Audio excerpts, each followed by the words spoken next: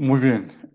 Retomando entonces, la conversación en el día de hoy gira alrededor del libro del profesor Francisco Cortés Rodas, Del arte de la paz, reflexiones filosóficas sobre la justicia transicional, publicada por la editorial Siglo del Hombre. El profesor Francisco Cortés es filósofo y magíster en filosofía de la Universidad Nacional de Bogotá y es doctor en filosofía en la Universidad de Constanz en Alemania. Nuestras invitadas a conversar en torno al libro son, o nos acompañan en la tarde de hoy, la doctora Gloria María Gallego García, del Departamento de Derecho de la Universidad de AFIT, quien es abogada de la Universidad de Antioquia y tiene un doctorado en Derecho por la Universidad de Zaragoza en España. También nos acompaña la profesora Ana María Londoño Agudelo, de la Facultad de Derecho de la Universidad de Antioquia, quien es también abogada de la Universidad de Antioquia y magíster en filosofía política de la misma universidad. Sin más preámbulos y aprovechando el tiempo después del pequeño impasse que tuvimos, quisiera darle la palabra en un primer momento a la profesora Gloria María Gallego García, posteriormente hablará la profesora Ana María Londoño y finalmente hablará el profesor Francisco Cortés. Ah, después de esta tercera intervención, estamos abiertos a todas las preguntas que estén del público que asiste y eh, quisiéramos recordarles que las preguntas se pueden hacer a través del chat de Facebook. Profesora Gloria María, tiene la palabra. Muchas gracias, muy buenas tardes, apreciado público. Me complace mucho venir a presentar para ustedes el libro del arte de la paz de un colega, un profesor a quien me une el aprecio, la admiración y con quien comparto muchos temas comunes y también una preocupación práctica por ver avanzar a Colombia hacia la paz. Profesor Francisco, un gusto venir a presentar su magnífico libro y poder alternar además con los profesores Ana María Londoño y Juan Felipe Garcés. Pensando en este acto que ahora se hace realidad, profesor Francisco Cortés, pues yo solo quiero resaltar el poder de la promesa del que habla Hannah Arendt en su último capítulo de la condición humana, que resalta la capacidad que tenemos los seres humanos de empeñar la palabra, embarcarnos en empresas de larga duración para dentro de mucho tiempo y disponer del futuro como si fuera el presente gracias a la promesa.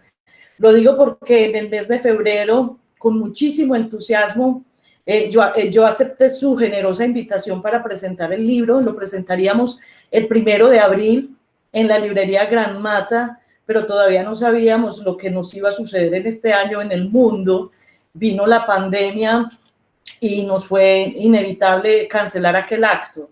Luego estuve programada para octubre en el acto, en la fiesta del libro, y sucedió que hubo un viaje inevitable para mí, no pude estar, algo que fue muy frustrante, pero con mucha alegría. Siempre hay una oportunidad y la palabra empeñada ejerce sus virtualidades, y aquí estamos para presentarte el arte de la paz, que considero uno de los acontecimientos editoriales en Colombia en este año 2020, donde demasiadas cosas han pasado, pero además seguimos en este esfuerzo colectivo por ver florecer la paz.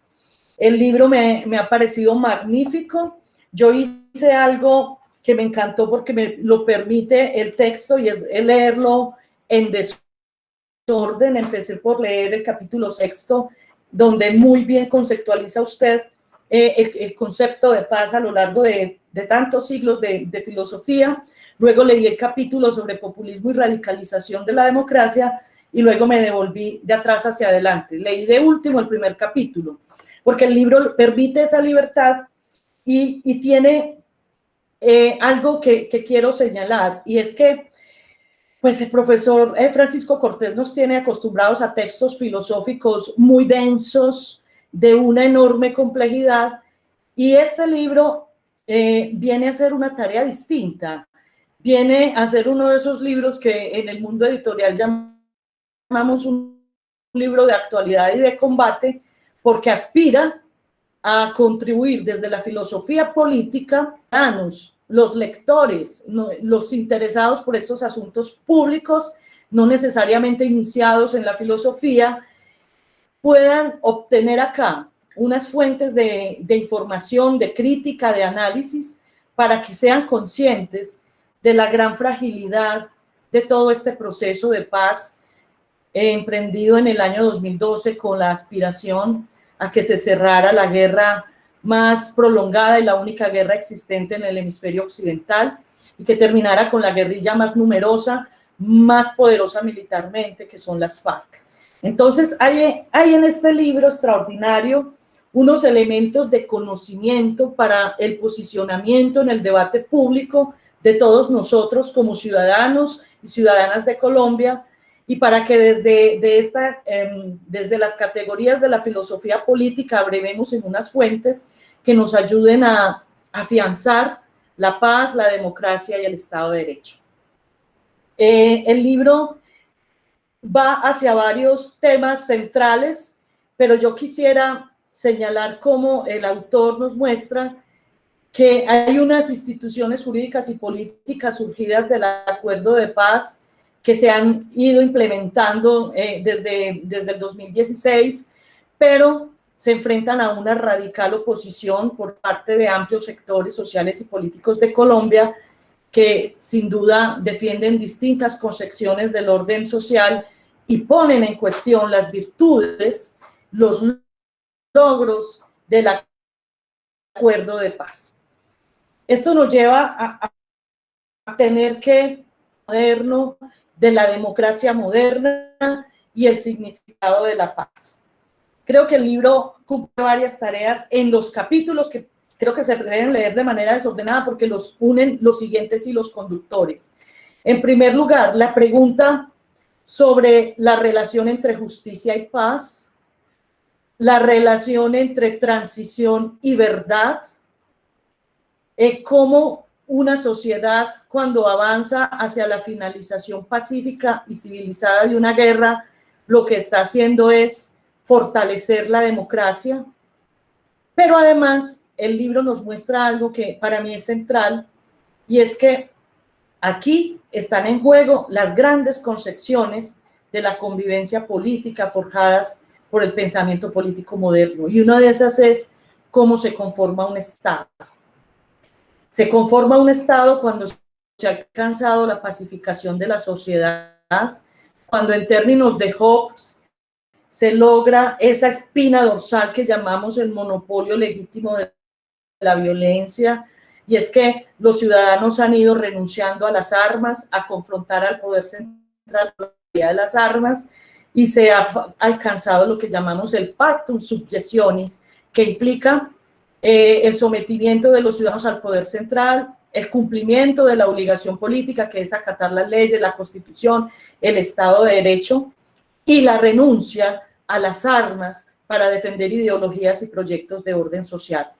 El autor nos muestra muy bien cómo en este proceso de paz no estaba en juego simplemente la estabilidad de un gobierno, simplemente el respeto o no respeto que se merecieran los líderes de la oposición, sino que nos muestra que esta es una decisión política orientada a terminar de consolidar la construcción del Estado en Colombia, porque el Estado nuestro pues presenta unas precariedades que hace que no se haya alcanzado todavía el monopolio de la violencia, ni por monopolio ni por legítimo, y que por tanto avanzar hacia la paz era avanzar en la construcción del Estado, logrando que estos ciudadanos que estaban alzados en armas con la condición de insurgentes regresen al ordenamiento jurídico, renuncien a defender ideologías y proyectos por la vía armada, reconozcan las instituciones del Estado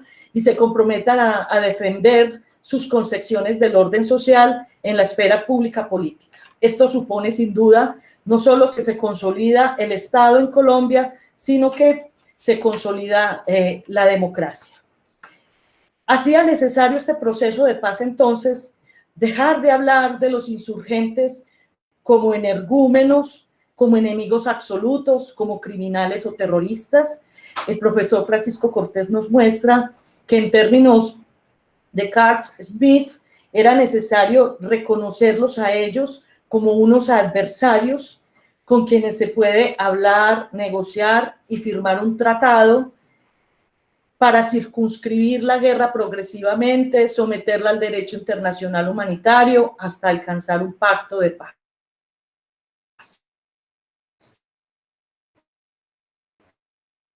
De paz, de reconciliación, suponen una profundización también en los temas de donde surgió esta larga confrontación y que están asociados a profundas desigualdades económicas, a un desequilibrio enorme entre el campo y la ciudad, a un desequilibrio entre las regiones. El libro nos muestra que necesariamente hacer la paz y entiende el profesor que esta paz que se concibió en todo el acuerdo es una paz por medio del derecho, es una paz que parte de que es necesario fortalecer las instituciones de la democracia para que la paz encuentre un albergue duradero y pueda hacer fructificar el Estado de Derecho, desde el Estado de Derecho y para consolidar el Estado de Derecho. Hay que ir a los cimientos de esta conflictividad. El acuerdo de paz tiene muchas cláusulas que van justamente a esas raíces estructurales que han sumido a esta nación en una confrontación civil de tan larga duración, pero además nos muestra que todo este avance hacia la paz que se ha dado en Colombia y que arroja frutos muy importantes, como una pacificación en amplias zonas del país, como la desaparición de una serie de violencias que golpeaban a los ciudadanos en la vida cotidiana, pues requiere la justicia transicional, que tiene una dimensión política relacionada con el problema fundamental de la política, que es el problema de la guerra y las vías de la paz, pero también una dimensión jurídica relacionada con la justicia. Francisco Cortés es sin duda uno de los expertos en Colombia sobre el tema de la justicia transicional, yo diría que en todo el continente, y nos muestra, y podría yo luego usar más tiempo para esta discusión, que necesariamente esta transición tiene que ir por una vía intermedia que concilia paz y justicia y que abandona posturas extremas. Primera postura extrema abandonada, los viejos métodos de lograr la transición de la guerra a la paz o de la dictadura a la democracia, que se basaban en la condena de la memoria, el modelo del silencio impuesto, el olvido social e institucional, por la vía de las amnistías generales y en blanco, y los indultos, que hacía que se tuviera que hacer tabula rasa. No había sanciones, no había tribunales, no había búsqueda de ninguna verdad, y se le imponía a la sociedad una especie de silencio y olvido forzado, con la idea de que hablar del pasado era desenterrar las hachas y que el olvido era una garantía de paz. Pues esto es un atentado ético contra las víctimas, como lo muestra toda esta profunda reflexión que está en el libro. Pero además hay otra discusión con la otra postura extrema que se basa en una versión rediviva de la vieja y vetusta doctrina retributiva de castigo, que habla del famoso eslogan que esgrimieron acá de paz sin impunidad, y que ve el castigo como un imperativo absoluta de justicia, como un deber moral castigar todos los delitos, a todos los autores, y que nunca se debería ceder en materia de cárcel, de castigos draconianos, como única forma, comillas, de saldar cuentas con el pasado. El libro muestra muy bien que ninguna de las dos posturas extremas es correcta en términos morales, éticos y políticos, porque en el caso de la justicia retributiva, en primer lugar, es falso que sea posible castigar todos los delitos que se cometen en una sociedad, ni en tiempo de guerra ni en tiempo de paz. Pero además de que sea falso, es insensato, porque esta concepción de la justicia olvida que junto con el valor de la justicia, todas las sociedades tienen una pluralidad de valores que tratan de realizar conciliando contrarios. Hay que conciliar la paz y la justicia, el castigo y la indulgencia para encontrar formas conciliativas de valores que ayuden a una sociedad a ir dejando atrás sus tragedias colectivas y abrirse una senda hacia un mejor futuro. De eso se trata la justicia de transición, una justicia excepcional, especial, que le da una respuesta humana al pasado traumático, pero que no permite que las sociedades se instalen a vivir en sus heridas, en sus dolores, en sus rencores, en sus afanes punitivos y muy frecuentemente vengativos, porque en ese caso es hipotecar el futuro y simplemente instalarnos a vivir en el ayer sin lugar a que se pueda abrir una transición. Transitar hacia la paz supone atenuar las sanciones, aplicar mecanismos de indulgencia a cambio de algo muy grande, que es la superación de la guerra, y equilibrando la respuesta para las víctimas, que debe basarse más que en esa representación vetusta del castigo, en un modelo de justicia reparadora o restaurativa. Todos estos conceptos se van modulando a lo largo de este extraordinario libro y creo que nos dejan a todos una sensación, primero, de la gran corrección del acuerdo de paz, segundo, de todos los logros que le ha permitido al país, de cómo el horizonte político, aunque siga convulso, es otro después de que la guerrilla de las FARC se disolvió y entregó sus armas e ingresó a la esfera pública ya como partido, y nos muestra pues que tenemos que vivir vigilantes ante unas furias y unos desentendimientos profundos que siempre acechan a la paz en el país y que por momentos nos la muestran tan frágil. Pero esa presencia vigilante es la que va a garantizar, y esa es la apuesta de esperanza del libro, que la presencia vigilante desde las instituciones y desde la sociedad civil mantenga la luz de la paz y que lleve este acuerdo de paz hasta buen puerto con su completa implementación.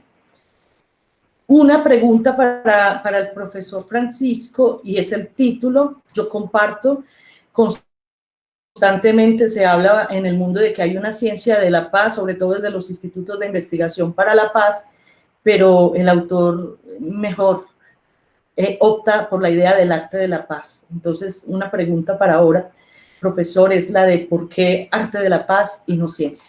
Muchas gracias, tendré mucho gusto en conversar enseguida nuevamente sobre los asuntos que tengan a bien plantear.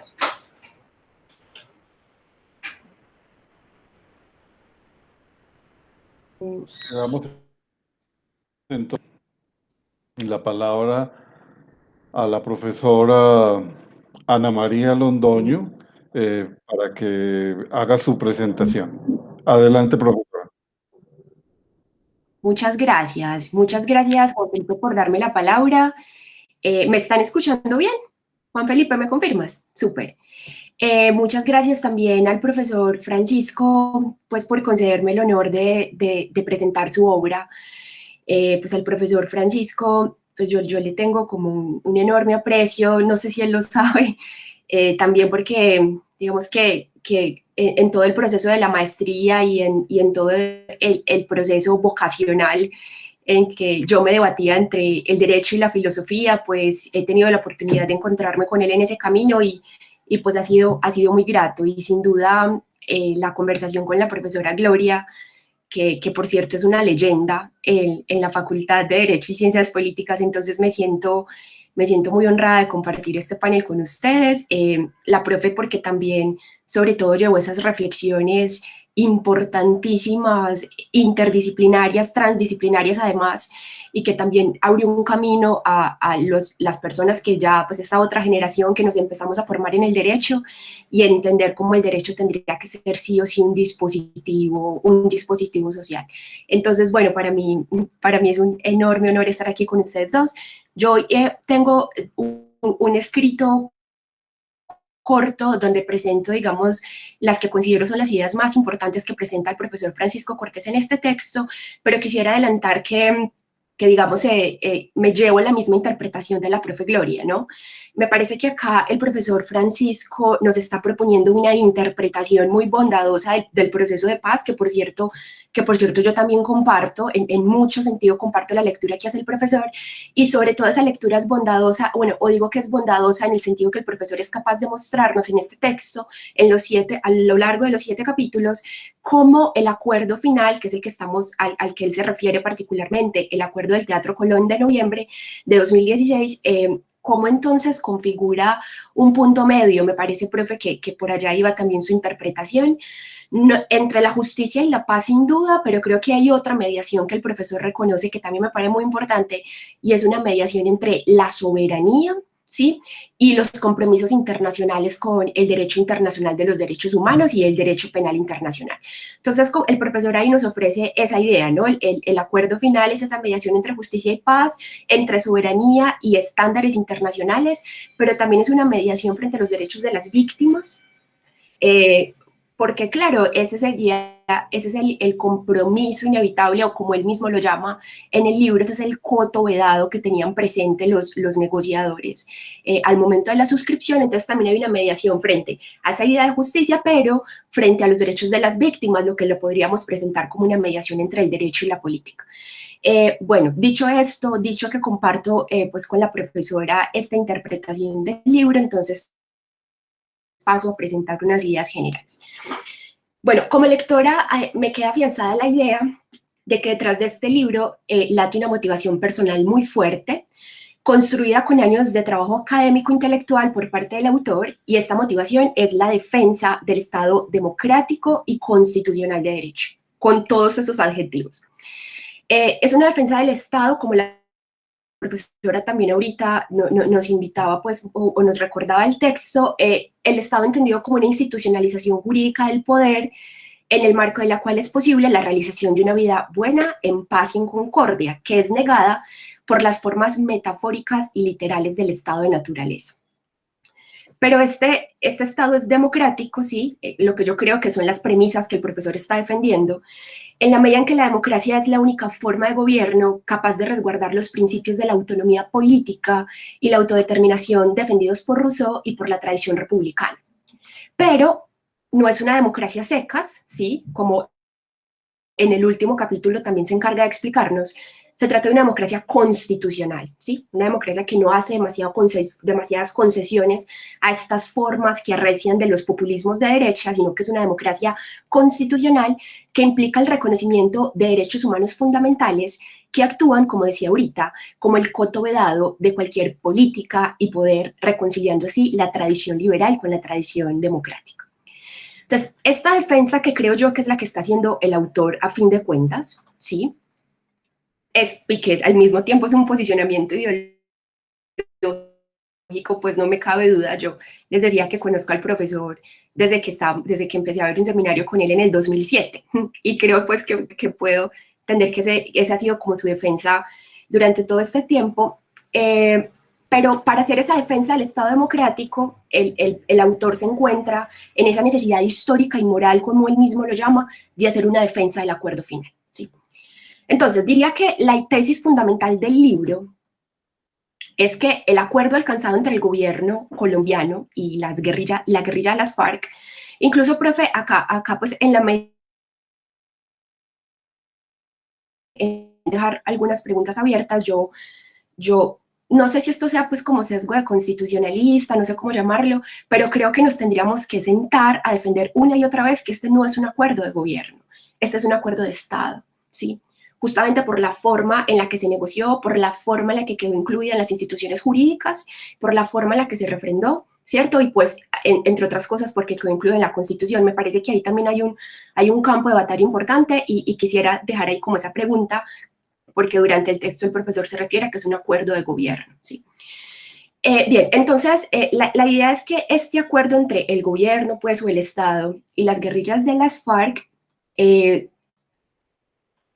digamos, como que sienta las bases para la consecución de la paz, entendida la paz en dos sentidos. La paz negativa, en un sentido craso, simplemente como ausencia de conflicto, ausencia de guerra, pero hay una lectura también ahí que hace el profesor Francisco sobre los alcances del acuerdo, y es que también hay una grandísima promesa por conseguir una paz positiva. Y en el texto él llama la paz positiva como aquella que se compromete con unos predicados de justicia social, ¿sí? Que estarían relacionados o que de pronto nosotros podríamos verlos en el punto 1, en el punto 2 y en el punto 4 del acuerdo, ¿sí? Entonces hay como grandísimas promesas que el autor ve en el texto que no tienen solamente que ver con la posguerra, ¿no? Sino que podríamos decir estarían relacionadas con eso que podríamos llamar ya el posconflicto. Bien, hay una cosa que también la profesora Gloria señalaba, que yo creo que es sin duda la interpretación como la línea argumental más fuerte, y es la idea que este gobierno este acuerdo, consiste en una forma de conseguir la paz a través del derecho. Después de que el profesor ahí nos explica diferentes recorridos teóricos del concepto de la paz, él se queda con uno, sí, es la idea de que la paz se consigue a través del derecho, sin duda pues una premisa profundamente liberal, como él mismo lo reclama allí en el texto. Y allí, pero sin embargo, es súper interesante porque, un poco como lo decía iniciando, es capaz de reconocer que ahí hay una apuesta liberal por la construcción del Estado, como decía la profesora Gloria, la consecución de la paz a través del derecho, pero reconoce al mismo tiempo lo que en el texto se llama, o lo que en el texto el profesor refiere como el enfoque cosmopolita, ¿sí? Este enfoque está representado por la institucionalización del derecho internacional de los derechos humanos después de la segunda posguerra, gracias al fortalecimiento de las instituciones multilaterales de defensa de los derechos humanos. Así, el acuerdo de paz no solo sería, tal como yo interpreto al profesor Francisco, no sería solo una forma racional aceptada dentro de los confines del derecho de la soberanía para alcanzar la paz por medio del derecho, sino que cumple con los más altos estándares, altos y difíciles estándares de la protección de los derechos humanos, específicamente los que reposan en el Estatuto de Roma y que son resguardados por la Corte Penal Internacional. Ahí también, digamos, hay una apuesta fuerte del libro, porque en el seguimiento que nosotros hemos hecho a este proceso, hemos advertido que ha sido el nivel de cumplimiento de los estándares de las obligaciones internacionales del acuerdo, pues de las obligaciones internacionales del Estado con relación a la persecución de los delitos de lesa humanidad, crímenes de guerra y genocidio. Entonces hay una apuesta muy importante que tiene acá el profesor cuando nos explica por qué en su criterio el acuerdo es válido no solamente por esos elementos de la consecución de la paz que mencionábamos, sino también porque está muy digamos, al día con las discusiones del derecho penal internacional. Ahora, ¿cómo se logra todo esto? Y creo que a continuación, bueno, el libro más o menos en el capítulo 4, si lo recuerdo bien, allí se encarga de hacernos ya una explicación en concreto. Después de habernos explicado el contexto en el cual forzosamente el Estado colombiano tuvo que negociar, no era el mismo, pues dentro de todos los procesos de negociación, y ahí seguramente la profesora Gloria nos ayudará mucho, pues a comprenderlo, muchísimos procesos de negociación, incluido por ejemplo el del M-19, las circunstancias ya no son las mismas para la negociación. En 2012, que fue cuando empezó esa primera etapa, que fue una etapa secreta de la negociación, ya no podían ser las mismas, el mismo marco sobre el cual darse este tipo de conversaciones, y el profesor no solamente nos recuerda eso, sino que además da un veredicto de éxito. Ya usted me cuenta, profe, si de pronto no, por ahí no iba como la cosa, pero creo que eso es lo que usted trata de defender también allí, ¿no? Bien, entonces, Y eso se logra estableciendo una serie de instituciones de justicia transicional. Allí el profesor se refiere a las diferentes sentencias que se han expedido, hace un estudio del marco jurídico para la paz y pues y por supuesto hace un estudio del punto 5, que es el punto sobre víctimas del acuerdo final. Entonces, allí también él reconoce que hay como una suerte de innovación. Creo que este no es el concepto que él usa, no es tanto una innovación, sino por lo menos una audacia en la forma como se establecieron todas estas instituciones de justicia transicional en Colombia, que cabalgan, digamos, entre varios enfoques, o como dijéramos, como varias tradiciones o varios experimentos de la negociación de la paz, pues la negociación, sí, entre los guerreros para la consecución de la paz.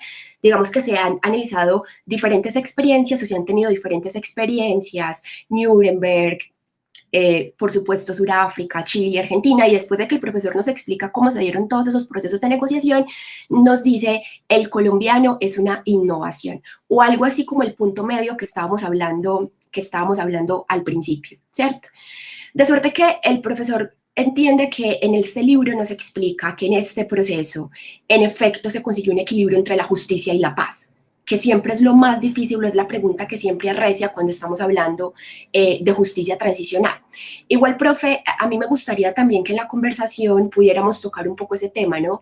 En justicia transicional siempre la tensión es justicia y paz, pero yo me pregunto si acaso la tensión no puede ser entre política y derecho, ¿sí? A veces, claro, la justicia nos remite a pensar el derecho penal, ¿cierto? En esas diferentes acepciones que también el profesor explica en el capítulo 1 y 2 del libro. Y la consecución de la paz como ese gran derecho fundamental, valor político por excelencia. Pero a veces me pregunto si en el marco de la justicia transicional ahí no hay un problema sobre todo por determinar hasta dónde vamos a reclamar el derecho, digamos así, el derecho democrático de poder pensar nuestras propias instituciones sin que el derecho nos lo impida, ¿no? Entonces, que quería poner ahí también ese elemento para la conversación pues, que vamos a tener en unos minutos porque ya voy a acabar. Bien, entonces, esas condiciones pactadas en el acuerdo tienen el suficiente cuidado de no sacrificar excesivamente la justicia, por lo cual no contempla amnistías incondicionadas, decía la profesora ahorita, por supuesto ni las autoamnistías prohibidas expresamente por la Corte Interamericana, ni tampoco las amnistías frente a los delitos de lesa humanidad, crímenes de guerra y genocidio, prohibidas, claro está, como mencionaba, por el Estatuto de Roma. Entonces, el acuerdo, nos explica el profesor, es responsable en este sentido, y también es responsable también frente a los derechos de las víctimas, y especialmente porque acá el profesor lanza otra tesis que me parece que puede ser muy interesante para la discusión, porque no solamente el profesor dice cumple los estándares internacionales, sino que también dice aquí no hay impunidad. Ahí nos propone un concepto de impunidad, dice pues finalmente este es un sistema muy sofisticado, ¿cierto?, que establece diferentes formas de responsabilidad a través de las sanciones propias, las sanciones alternativas y las sanciones ordinarias que están establecidos en el punto 5 del acuerdo. Sin embargo, esta no es una interpretación pacífica, habría que decirlo. Y por eso ahorita cuando yo invocaba que cuando pensamos la justicia transicional, quizá haya que pensar que es tanto una tensión de justicia y paz como una tensión de política y derecho, es un poco porque quizá en el marco de los procesos transicionales podríamos pensar que habría lugar a la impunidad, ¿no? Si es que acaso abrazamos, pues, bueno, lo cual nos llevaría antes a discutir ciertos conceptos de derecho penal y todo lo demás, pero sin embargo, solamente lo quería mencionar porque creo que puede ser un punto interesante de la discusión, profe Francisco. Es ahí muchos profesores, no sé, estoy pensando en los profesores, digamos, que tengo más cerca en mi facultad, el profesor William Frey, el profesor Julio González, digamos que no tienen en ese punto ningún reparo en reconocer que acá hay impunidad, pero es interesante porque la tesis del profesor Francisco es que no la hay. Y bueno, creo que eso lo podemos discutir ahorita. Pues muy bien, entonces, de ese lado no hay impunidad, ¿cierto? Pero al mismo tiempo, el acuerdo establece una serie de figuras que van a servir para que se pueda dar este tránsito al cese de hostilidades, a la dejación de armas, ¿no? Y esas instituciones que van a permitir la efectiva desmovilización del grupo guerrillero también están concentradas en los acuerdos. Entonces, como que los acuerdos tienen esa, digamos, delicadeza para equilibrar temas tan difíciles, ¿no? Entonces, de un lado sí hay sanciones, de un lado impunidad, pero no hay suficiente armas, nos explica el profesor, está dada por la amnistía de iure que se concedió por los delitos políticos, la priorización y selección de los casos más graves y representativos que van a ser tratados por mecanismos judiciales y no judiciales, y la renuncia a la acción penal. Entonces, en este punto, el profesor dice, acá está instalado un concepto de justicia transicional, pensado, digamos que tiene sobre la base la idea de una pena, no con fines retributivos, ni siquiera utilitaristas, sino con fines restaurativos, que tiene como característica ese compromiso de mirar hacia el futuro. Listo, yo creo que esas eran como las ideas más generales que quería compartir del libro, y algunas preguntas, profe, que le dejé ahí en medio de la conversación, y quisiera agregar una última pregunta. Es el asunto de la legitimidad, ¿sí? Pues porque si bien el fantasma del plebiscito recorre todo el libro, ¿cierto? Creo que ahí sería interesante, profe, también como pensarse ese momento de la legitimidad del acuerdo, que no es solamente por ese espurio mecanismo de participación que fue el plebiscito, sino también por todo el escenario de participación ciudadana que tuvo lugar en todas las etapas, desde la etapa de negociación hasta la etapa de refrendación y pasando por la etapa de implementación. Entonces le quería hacer una pregunta sobre usted, de cómo considera o en qué debería cifrarse la legitimidad de todo este proceso de paz. Muchas gracias. Bueno, muchísimas gracias, profesora Ana María. Profesor Francisco, queda usted con la palabra para hacer su presentación y responder a las preguntas de las profesoras Gloria María y de la profesora Ana María también.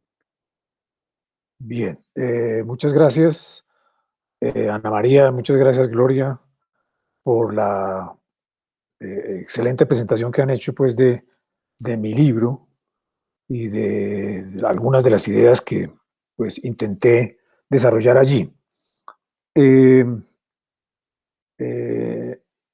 Yo no voy a hacer una presentación porque la presentación ya la hice en el libro. Voy a comentar algunas cosas de lo que ustedes dijeron. Y voy a comenzar con la pregunta que me hizo Gloria María sobre el título del libro. El título del libro para mí fue difícil porque me demoré mucho en encontrar el título que me gustara y ensayé con muchos y cansé a mis amigos enviándoles sugerencias de títulos a las que todas decían que no, que tan feo, que tan malo. Bueno, y esto pues lo encontré un poco pues en esa búsqueda, pero me gustó mucho fue lo que dijo Miguel Justi en la presentación del libro cuando se hizo con Siglo del Hombre, y es que él interpretó la cuestión del arte de la paz como un arte, como una artesanía, como la labor que hace un artesano, de ir armando una cosa y de ir uniendo unos elementos con otros elementos hasta formar un objeto determinado. Entonces eso me gustó porque pues sí, en realidad este libro también tiene que ver con eso, pues un trabajo más o menos de varios años con una preocupación por el proceso de paz, por el proceso de negociaciones, por los acuerdos y por lo que ha venido de los acuerdos, y seguimos totalmente preocupados por lo que se nos viene encima, y es eso que Francisco Gutiérrez ha denominado si estamos ante un nuevo ciclo de la guerra en Colombia. Entonces, eso fue más o menos la idea del título, de ese título del arte de la paz, que finalmente, pues creo que fue un buen título.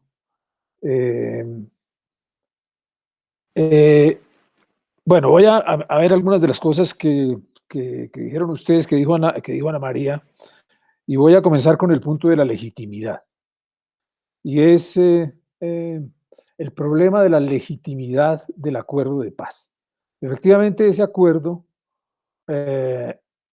ha sufrido durante todos estos 4 años es que llevamos, o 5 años que llevamos después de firmado el acuerdo de paz, ha sufrido porque, como tú lo señalabas, desde el inicio, como consecuencia del plebiscito y el triunfo del no en el plebiscito, como consecuencia de ese triunfo, pues eso estremeció hasta el fondo y hasta las bases ese acuerdo. Pues eso marcó un problema y determinó que los grupos y las personas que se han opuesto a todo este proceso, pues tuvieran mayores argumentos para ellos legítimos para cuestionar el acuerdo en general. Y lo han hecho desde ese momento hasta ahora digamos, los desarrollos institucionales que se han planteado a partir del acuerdo, pues han sufrido ese hecho tremendo de que el acuerdo no tiene una legitimidad absoluta dentro de la población colombiana. Porque nosotros sabemos que una ley,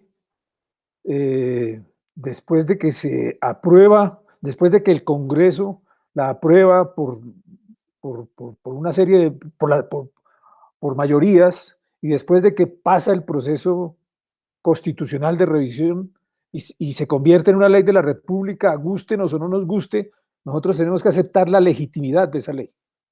Y eso debería ser así con el acuerdo final, pero no porque entonces los enemigos de este proceso de paz se han sostenido en que primero ganaron el plebiscito y luego ganaron las elecciones y pusieron al presidente que dijo Uribe, y eso ha servido para sostener la idea de que el acuerdo no es legítimo. Eso lo puede uno ver, por ejemplo, también con la JEP. La JEP, pues, es una de las instituciones que resulta del acuerdo, pero es una institución que sufrió casi 2 años porque el presidente Duque decidió de manera arbitraria no firmar esta norma que le daba vida a la JEP, y entonces tuvo que pasar todo este proceso de nuevo por el Congreso y volver otra vez a que el presidente finalmente firmara. Todo eso ha sido posible sobre la base del hecho del problema de la legitimidad, ¿sí? Porque entonces esa no legitimidad hace posible la afirmación de que todo lo que se hace desde la perspectiva del acuerdo final es ilegítimo, es de alguna manera contrario a los intereses del pueblo colombiano que ganó en el plebiscito. No es cualquier bobada lo que pasó en el plebiscito, es terrible. Entonces, todas las cosas que se han hecho, es decir, en este momento los procesos judiciales que empieza a desarrollar y a mostrar resultados la JEP son vistos desde esta perspectiva como situaciones en las que finalmente lo que se está dando allí es lo que ha sido todo este acuerdo, que ha sido un acuerdo para la impunidad. Recuerden ustedes que así lo llamaron. El acuerdo final lo llamaron el presidente Uribe y todo el séquito del Centro Democrático lo llamó desde un comienzo un acuerdo para la impunidad, un acuerdo para favorecer a las FARC y para favorecer los intereses de la izquierda colombiana. Entonces ahí hay problemas. O sea, estos problemas podrán ir resolviéndose, por ejemplo, en relación con la JEP, en la medida en que la JEP logre ganar legitimidad ante la población colombiana mostrando resultados, que es algo que nos han dicho va a empezar a suceder el próximo año, que ha empezado a suceder en los últimos meses, en la medida en que hemos sabido que algunos miembros de las FARC han empezado a reconocer cosas como el secuestro bueno, todos los crímenes por los que son imputados, entonces ellos han empezado a decir, sí, efectivamente los reconocimos y están solicitando perdón a las víctimas, etc. Toda esta figura que está cambiando, eso tiene que tener un proceso mucho más profundo el próximo año en la sociedad colombiana para que, digamos, un poco la JEP logre callar con hechos las demandas o críticas que se le hacen desde desde esa otra posición y demandas y críticas con las cuales ellos quieren señalar que esta institución es una institución que no debería existir, porque eso es lo que ellos afirman, ¿sí? La JEP y la Comisión de la Verdad no deberían existir. Por eso hay en este momento un proceso político dirigido por Álvaro Uribe que tiene como fin derogar la JEP y derogar la Comisión de la Verdad. Bueno, ese punto, para no hablar yo tanto, el otro punto es el asunto de la impunidad. Claro, esa es una gran discusión, es una discusión, digamos, de un lado filosófica, pero de otro lado es una discusión política aquí en el país. Y es que esa se convirtió desde los años en los que se estaban dando las negociaciones, se convirtió en el caballito de batalla. Y era la afirmación según la cual se estaban dando una negociación y se estaban creando unas condiciones para garantizar la impunidad de los miembros de las FARC, pues en general. ¿Sí? Impunidad quiere decir simplemente no castigar a una persona que ha cometido crímenes. Todo ese es el concepto básico de impunidad. Cuando una persona que ha cometido un crimen y no es castigado por una u otra razón, ahí se produce situación de impunidad. Esa idea estaba en el núcleo de armar el proceso jurídico y penal en el acuerdo final, porque se trataba precisamente de algo que tú señalaste, Ana María, y que también señaló Gloria. Se trataba de mostrar esa tensión tan grande entre poder hacer justicia penal, y poder garantizar unas condiciones para la superación de la guerra, que es la paz negativa, o sea, para que los miembros de las FARC dejaran las armas y se convirtieran en ciudadanos que se someten a la justicia transicional, a la justicia penal en la JEP, y se van a reintegrar como ciudadanos en una nueva sociedad, en una sociedad que va a emerger de estos acuerdos. Pero entonces el punto era allí que, pues lógicamente desde la perspectiva del derecho penal normal nacional y desde la perspectiva del derecho penal internacional, los crímenes que cometieron los miembros de las FARC y que hoy, pues esos crímenes son crímenes que merecen los más graves castigos. En el derecho penal normal, cualquiera de esos crímenes la persona tendría que ser imputada con unas penas de 30 o más años de cárcel. La negociación tenía que ver con eso porque era una negociación política. Y en esa negociación política las FARC decían: nosotros queremos dejar la guerra, dejar las armas, dar un paso para poder encontrar un camino para que Colombia pueda avanzar sin violencia y sin guerra. Pero nosotros queremos hacer eso a cambio de que se nos den unas condiciones favorables a nuestros intereses. Y esas condiciones favorables a nuestros intereses eran primero una amnistía total para todos. Eso no se aceptó en virtud del reconocimiento de las exigencias del derecho internacional penal y de los otros derechos internacionales, pero también en virtud digamos, de un cierto grado de madurez de la conciencia política y jurídica colombiana, y era que, pues efectivamente, tampoco se podía hacer ese tipo de negociación sobre la base de una amnistía total para todo el mundo. Entonces se llegó a ese punto intermedio, que es lo que se está desarrollando en la JEP, ¿sí? Que es las personas que aceptan las condiciones de la JEP, esas personas se van a comprometer con la verdad y con la responsabilidad frente a los hechos que ellos cometieron, a cambio de recibir una serie de disminuciones en el ámbito de las penas, pues. Y ese conjunto de disminuciones están definidas en esas penas propias, penas integrales, etcétera. O sea, unas penas que finalmente, es el gran escándalo, van entre 4 y 8 años en unos lugares que no son cárceles, y entonces ahí está el fastidio que produce para mucha gente todo eso.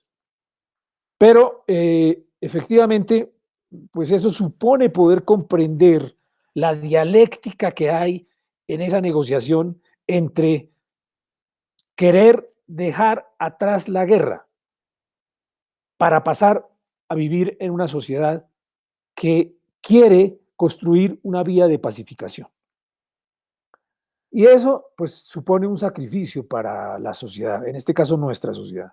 Supone un sacrificio que es el sacrificio de esas, digamos, de esas penas alternativas o penas restaurativas, a cambio de la verdad, a cambio de del reconocimiento de la responsabilidad y a cambio de esas otras condiciones que conforman lo que se llama el sistema integral, el sistema integral de verdad, justicia, garantías de no repetición, reparación, etcétera.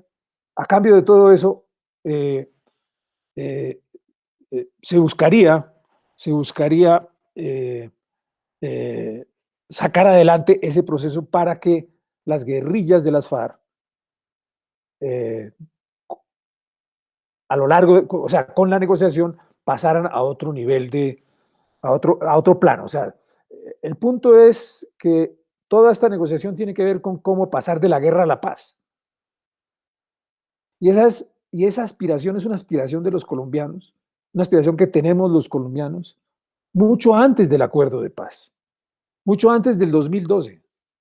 Colombia es una sociedad que ha sufrido la violencia y la guerra. Y los colombianos, en su mayoría, desde hace muchos años, queremos encontrar un fin a todos esos problemas. Y ese fin fue el acuerdo de paz.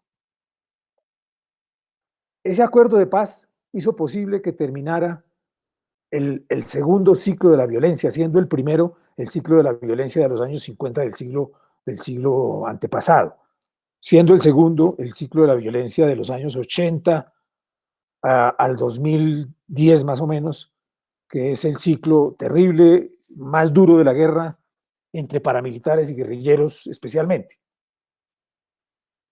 Entonces, eso es lo que se estaba acabando, y eso se estaba acabando en Colombia porque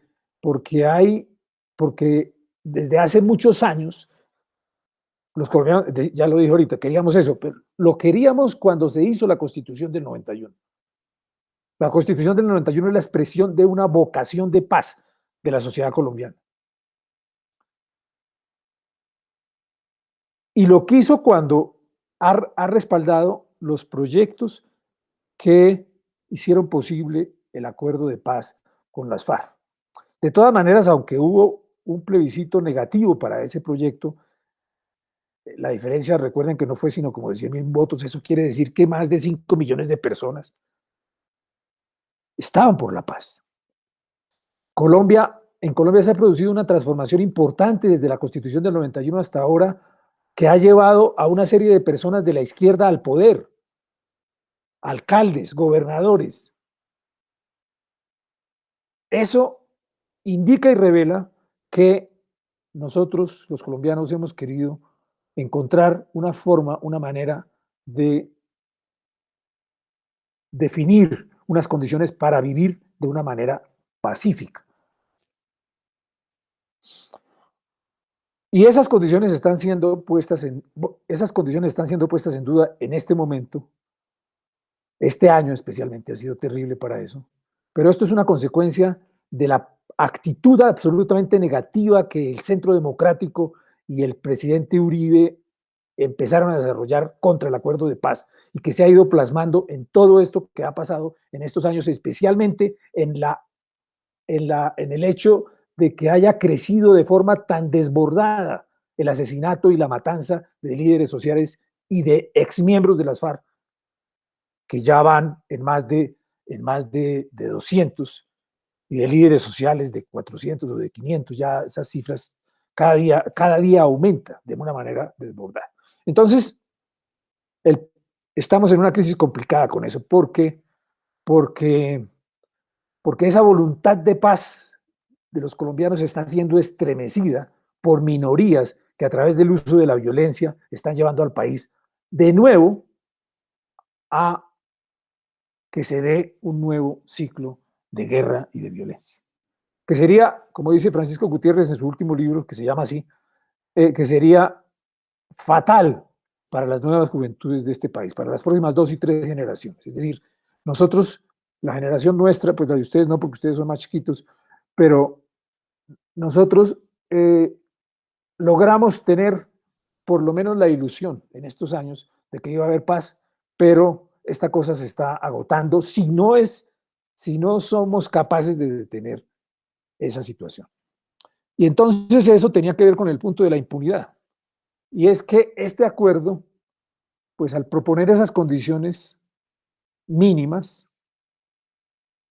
establece que impunidad no se va a producir si se atienen, si se cumplen las condiciones que impone la justicia penal dentro de la JEP. Es decir, si se cumplen esas condiciones relacionadas con la verdad y con el reconocimiento de la responsabilidad, porque esas condiciones de decir la verdad y el reconocimiento de la responsabilidad se hacen en función de el objetivo central de ese acuerdo, que son las víctimas del conflicto. O sea, es en función o tiene como objetivo las víctimas del conflicto armado que se revele y que se manifieste la verdad para que esas víctimas puedan sentir que se hizo justicia frente a lo que estos exguerrilleros hicieron durante sus años como combatientes. Entonces, porque lo que no se puede decir es que si no se castigan a estas personas con los delitos que contempla el Código Penal, entonces hay impunidad. Porque claro, esa es la definición normal, pues. Pero esa definición no la podemos usar en una sociedad como esta, en un proceso transicional como este. Bueno, yo voy a parar para que ustedes reaccionen. Muy bien, profesor. Profesores, ¿desean hacer otra intervención? Adelante. Sí, claro que sí. Hay muchas cosas por discutir del libro y en este debate que abren Ana María a propósito de la pregunta sobre impunidad. Y yo sí creo, profesor, que ese concepto lo tenemos que problematizar aún más, porque los adversarios del proceso de paz utilizan un concepto de impunidad sumamente problemático y convirtieron la idea de paz y de impunidad, como usted señala, en el gran caballo de batalla para deslegitimar en las redes sociales, en los debates públicos, en el Congreso de la República, en todos los espacios de la vida social, al acuerdo de paz. Fíjense que ellos de alguna manera revivieron la doctrina de la retribución y de decir que todo delito que alguien comete debe ser castigado. Entonces, esa máxima es la de nullum crimen sine pena, que no hay un solo crimen que se cometa en una sociedad que no sea descubierto, procesado, castigado y se ejecute por él una pena. Esa idea nos devuelve a una de las creencias más mágicas y arraigadas del pensamiento humano, que es la de la retribución, y es la ley de la compensación. Todos los delitos son descubiertos, el que la hace la paga, porque hay un nexo necesario entre delito y castigo.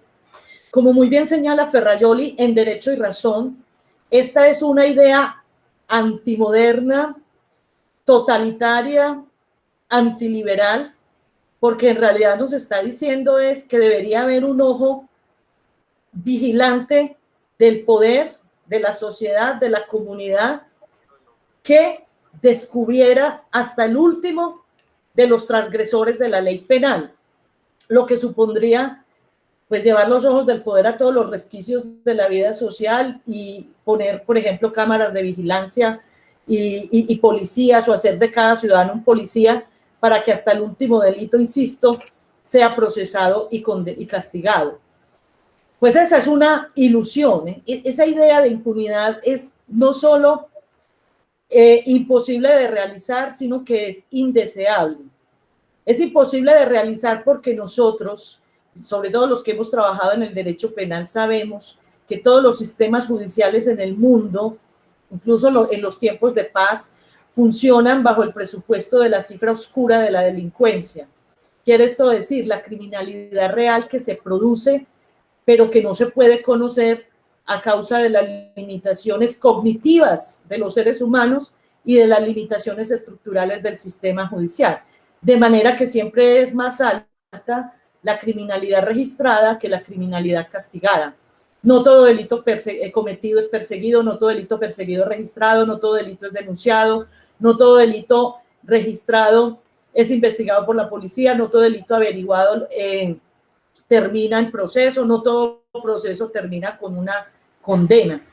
Todo sistema judicial funciona bajo la hipótesis de una cifra oscura de la delincuencia, es decir, de que no todos los que cometen crímenes van a ser castigados.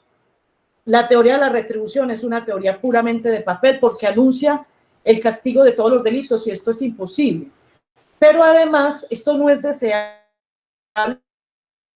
porque conduciría a que un tal estado policíaco que asfixiara la libertad de las personas. O tal vez si tuviéramos al Dios de la Biblia que es capaz de verlo todo y de castigarlo todo. ¿A dónde apunto con esto? A que en todas partes hay impunidad y que yo creo que este concepto de impunidad no es el que nos sirve para explicar el acuerdo de paz. Tomen en cuenta además otro problema y es que el sistema judicial de un estado precario, incompleto como el nuestro, donde se cometieron o donde hay 9 millones de víctimas, no hay un sistema judicial que pudiera procesar semejante volumen de actos delictivos. Entonces, si este es el concepto, Ana María, ya de Julio, yo estoy de acuerdo. El acuerdo de paz incluye la impunidad de manera necesaria e inevitable y la incluye cualquier otro sistema judicial en el mundo. De tal manera que yo creo que el concepto de impunidad no puede ser porque además es antiliberal. Y ya sabemos que es que justamente lo están profesando todos estos populistas de la derecha, de los que muy bien habla el autor de este libro. Creo que el concepto de impunidad que viene en el Estatuto de Roma es otro, porque sí es verdad, nosotros somos el primer país que intenta hacer una transición de la guerra a la paz bajo un nuevo marco cultural, ético y político.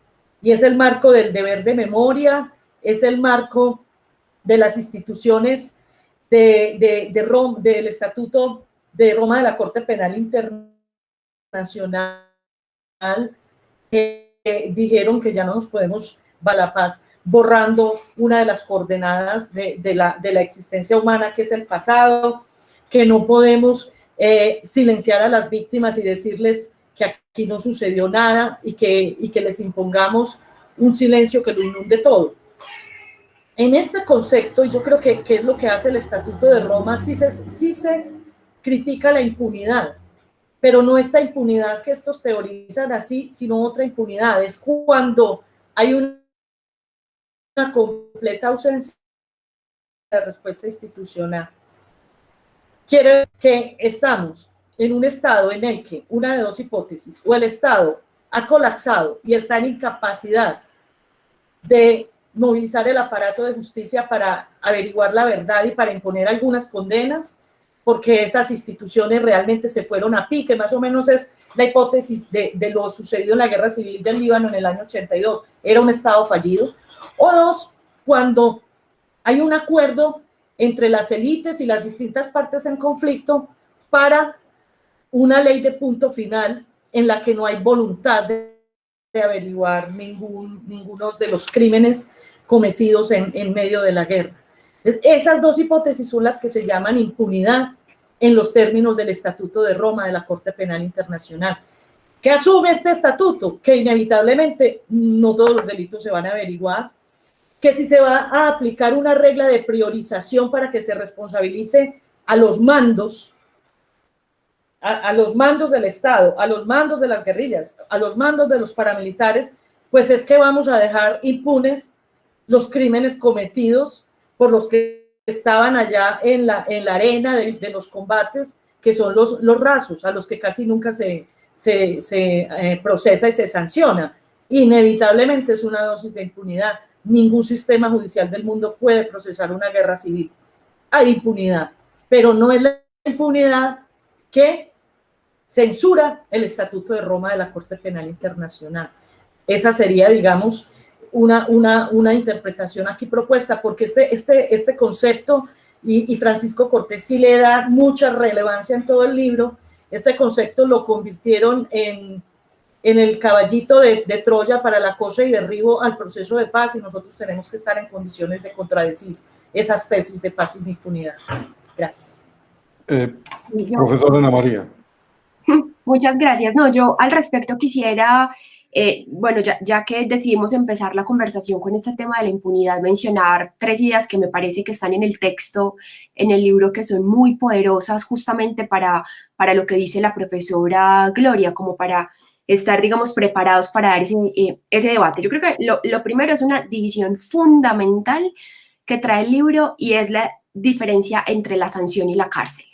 ¿Sí? Eso me parece que es absolutamente capital, porque es cierto que el punto 5 del acuerdo trae un sistema de verdad, justicia, reparación, garantías de no repetición. Es cierto que a partir de las penas ordinarias hay pena de prisión. Las penas alternativas también suponen pena de prisión, entonces como el profesor nos deja eso muy claro en el texto. El acuerdo del Teatro Colón sí trae la idea de prisión, aún así insiste en esa separación que yo creo que nos puede ayudar un poco de cara pues a la interpretación del Estatuto de Roma, que yo estoy de acuerdo con la profesora, estoy de acuerdo con el profesor Francisco. Ese es el concepto que está gravitando en el estatuto, la idea que son sanciones efectivas, pero las sanciones efectivas no tienen por qué suponer siempre y todo el tiempo la prisión, la cárcel. Entonces, dicho esto, que es una idea pues que el profesor desarrolla, paso como a otra cosa que también está en el libro, que es bien importante. De pronto yo ya lo había mencionado, pero para darle un poco más de refuerzo, ¿no? Digamos, en todas estas teorías de la pena que el profesor nos está explicando durante el libro, encontramos que hay unas, específicamente la de Kant, que explica en el primer capítulo, que tiene clarísimamente un fundamento moral, ¿sí? Luego el profesor nos explica la teoría de la pena en Grocio, en Hobbes específicamente, donde el fundamento de la pena es la utilidad. Es decir, tenemos que hacer sociedades que sean viables, sociedades en las cuales pueda funcionar el derecho y el Estado. Y a ese fin instrumental tiene que servir el derecho penal, concretamente la pena. Pero creo que entonces acá lo que gravita también, profesores, es un concepto de la pena que, como se llama incluso uno de los capítulos, el concepto de la pena en la justicia transicional. Entonces habría como que dedicarnos ahí a pensar cuál es la función, no solamente el concepto, sino la función de la pena que hay, que gravita, que podemos interpretar, que está en el acuerdo final. La respuesta que yo creo que daría el profesor es esa idea, y la profesora Gloria también lo ha puesto, ¿no? La función de la pena es la reconciliación, ¿sí? Entonces, no en esa dimensión retributiva de la venganza, no en la dimensión retributiva moral de Kant, tampoco en la dimensión utilitaria, sino que el fin de la pena en este caso es, pero ya el profesor Francisco me dice si por ahí sí iban pues como sus propuestas argumentativas, pero es fundamentalmente la reconciliación. Bueno, y eso ya me lleva como el tercer punto, porque me parece que la profesora Gloria tocaba algo que para mí es muy importante, Y es la idea no solo de la absoluta y comprobada incapacidad del sistema y el derecho penal para tramitar la conflictividad social. Los índices de impunidad son absurdos, son absolutamente absurdos para la tramitación de los delitos cotidianos, llamémoslo así. ¿Cuánto más no podríamos decir, hablar, dar testimonio de la incapacidad del sistema penal para tramitar esta altísima conflictividad y estas gravísimas violaciones a los derechos humanos? Dicho esto, que creo pues que es una hipótesis que todos compartimos, a mí me gustaría poner otro elemento ahí sobre la mesa, y es la idea que el derecho penal, profes, también ha sido de alguna manera un instrumento de la guerra, el derecho penal ordinario, ¿sí? Entonces, en esa medida se comprende muy bien porque en el marco de un proceso transicional se tengan que establecer unas instituciones paralelas en la medida en que se reconoce que el sistema penal y que la política criminal, bueno, la política criminal en términos más amplios también ha sido un mecanismo del Estado para hacer la guerra a la insurgencia, pues, y para hacer la guerra de todas estas guerras, pues, que nosotros padecemos. Entonces, esto último no está en el libro, pero lo que sí me parece muy importante que está en el libro terminando es que el profesor reconoce el papel del Estado colombiano como un actor también de la guerra, ¿sí? Y entonces el Estado también ha sido un actor, o sea, básicamente allá se sentaron dos guerreros, no se sentó una parte inocente y una parte culpable, sino que se sentaron dos guerreros a hacer un proceso de negociación. El Estado también tiene una parte en esta guerra. El profesor Francisco Cortés lo reconoce cuando nos explica que, digamos, todos esos vicios, digamos, o esas imputaciones, pues permítanme decirlo así, que le caben al Estado colombiano por su incompetencia para conseguir la justicia social y la materialización de los derechos. Probablemente, pues, uno de los orígenes, decía ahorita la profe, de la guerra en Colombia. Entonces yo agregaría este otro punto, ¿no? El derecho penal también como un mecanismo de hacer la guerra, y por eso se entiende que los guerreros no quieran someterse, o que sea de una mínima lógica que no quieran someterse, pues, al derecho penal ordinario. Bueno, eso diría yo sobre la discusión de la impunidad.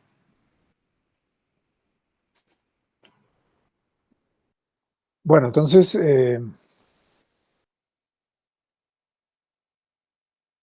la idea del fin de la pena. Claro, esa es una discusión, pues, en un capítulo dedicado a ella, que es la discusión de la tesis del retributivismo sobre la pena y de las otras concepciones que ha desarrollado el derecho penal a lo largo de la historia sobre la pena. El utilitarismo, es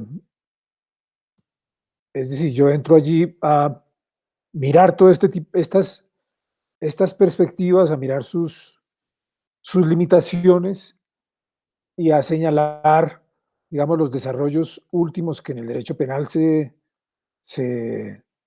están haciendo en relación con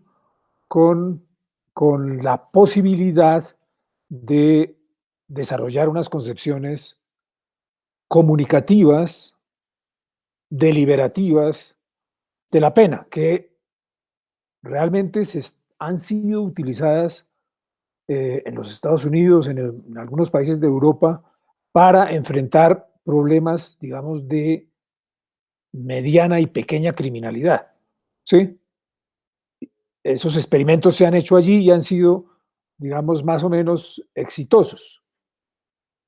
Pero tomar estas teorías para enfrentar situaciones de gran criminalidad, de grave criminalidad, como las que se dieron aquí en Colombia durante todos estos años, pues eso tiene un problema, pero sin embargo, la concepción de la pena que hay en el acuerdo final es una concepción desarrollada a partir de estas tendencias que se han dado en el derecho penal contemporáneo. Es una concepción restaurativa de la pena. No es una concepción, por supuesto, que no es retributiva, ¿sí? Aunque reconoce la necesidad de que exista un derecho penal restaurativo que impone penas que son entre retributivas y restaurativas, porque es que hay esa mezcla, pues también que es problemática, porque la imposición de penas pues tiene que ver siempre con un elemento retributivo. Pero estas penas que están desarrolladas en el acuerdo y que las va a implementar la JEP, estas penas tienen ese carácter de restaurativas, ¿no? O sea, se está buscando construir un modelo penal con elementos restaurativos que tiene dos características.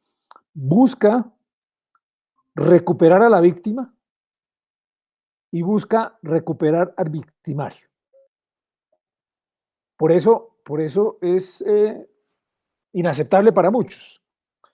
Recuperar a la víctima porque el derecho retributivo restaurativo del acuerdo tiene como fin las víctimas de la violencia. Tiene como fin que las víctimas de la violencia puedan reconstituir sus vidas que fueron destruidas por la violencia de las guerrillas y de los paramilitares etcétera. Y que las puedan reconstituir especialmente a través de saber lo que pasó y de saber la verdad y a través de saber de que estas personas asuman la responsabilidad por lo que pasó, tanto en el plano de la JEP como en el plano de la Comisión de la Verdad. Sí, pero tiene como fin también recuperar al victimario. Y eso es muy importante porque para el derecho penal retributivo, al victimario se le impone una pena de acuerdo con el crimen que, digamos, para este tipo de crímenes son penas muy altas, son penas de más de 30 años. En algunos países llegan hasta 50 años. La justicia restaurativa busca, a través de el perdón, la memoria, el reconocimiento de la responsabilidad, busca, digamos, un poco salvar a la víctima, busca que la víctima reconozca el error que él cometió al haber destruido o participado en un proceso de destrucción de vidas, de comunidades, etcétera, etcétera. Y eso es un poco el reconocimiento que están haciendo las FARC con lo que están diciendo sobre el reconocimiento de la verdad, que están diciendo nosotros vamos a aceptar la verdad, es decir, es eso. Entonces, eso hace parte de esa figura de la visión restaurativa de la pena. Porque de lo que se trata, como lo explicó muy bien Eduardo Cifuentes, el nuevo presidente de la JEP, en un discurso que dio hace pocos días, de lo que se trata precisamente es de que logremos pasar de la sociedad de la guerra a la sociedad de la paz, de la sociedad en la cual dominaban los guerreros a la sociedad en la cual van a dominar los ciudadanos. Los ciudadanos y las ciudadanas son los hombres y las mujeres con derechos y deberes que actúan de forma racional y que dirimen sus conflictos de manera racional en una sociedad en la cual la violencia desaparece o tiende a desaparecer o va a desaparecer. Entonces, esa es la sociedad. O sea, si ese acuerdo sirve para algo, debe servir es para eso. ¿Sí? Lo que pasa es que no ha terminado de desarrollarse el acuerdo y ya se lo están tirando. Y entonces nos vamos a quedar en la sociedad de la guerra por mucho tiempo más. Ojalá que no, pero pues tantas cosas negativas que están pasando que es problemático y es terrible, pues.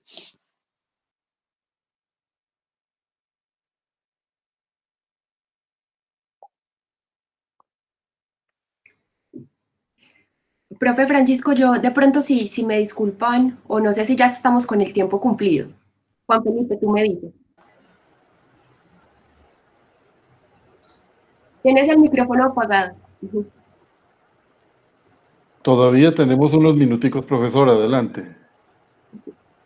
Bueno, no, es algo corto, es con relación al tema de la justicia que estamos tocando, profe Francisco, porque en el libro usted nos explica bien cuáles son esas dimensiones de la justicia, la dimensión económica, social, política, democrática. Y también se refiere pues, a estas formas de justicia más relacionadas con el sistema penal, que son la retribución, pues, el utilitarismo, también la justicia transicional, por supuesto, y también nos habla de la justicia compensatoria. Sin embargo, yo eché mucho de menos el concepto de la justicia prospectiva, que es el concepto que utiliza el acuerdo de paz.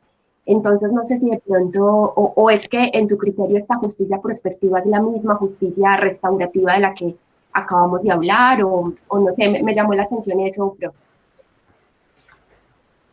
Sí, yo no le he puesto como mucho cuidado a ese concepto. En realidad, encuentro que es muy valioso el concepto de justicia restaurativa. Pues, no solamente en la literatura que hay sobre eso, que es impresionante, hay mucha, sino en realidad en la forma como ha servido para solucionar conflictos, no solamente frente a estos asuntos de microcriminalidad, sino también de situaciones de macrocriminalidad, de grandes conflictos. Entonces, por eso yo no le he puesto así como mucho cuidado a eso, pero voy a mirarlo a ver. Sí, sí, es que es el concepto que tiene más tradición, usted tiene razón, el de justicia restaurativa, sino que a mí siempre me ha llamado la atención que el acuerdo utilice el concepto de justicia prospectiva. Pero bueno, ahí queda para estudiar. Bueno, yo quisiera agradecer a las profesoras Gloria María Gallego y Ana María Londoño la participación en este conversatorio. Quisiera agradecerle al profesor Francisco Cortés por esta circunstancia que yo encuentro sumamente importante, y es que justamente en la semana que estamos celebrando el Día de la Filosofía, eh, el Día Internacional de la Filosofía, yo quisiera indicar que uno de los mayores problemas que nosotros tenemos ahora es que hay un altísimo compromiso de la emoción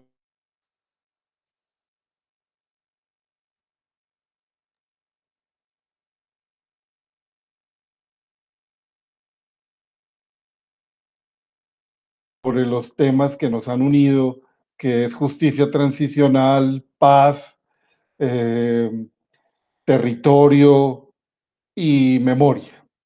Yo quisiera agradecer de nuevo la presencia de todas las profesoras y el profesor en el día de hoy, porque esto ayuda a mostrar que las cosas son menos simples eh, de lo que ciertos ejercicios mediáticos quieren presentar de manera simplificada.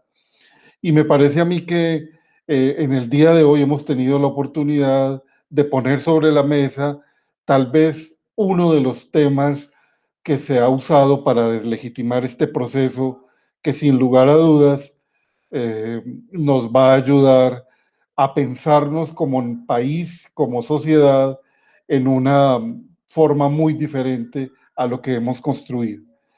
Yo considero que para el oriente antioqueño,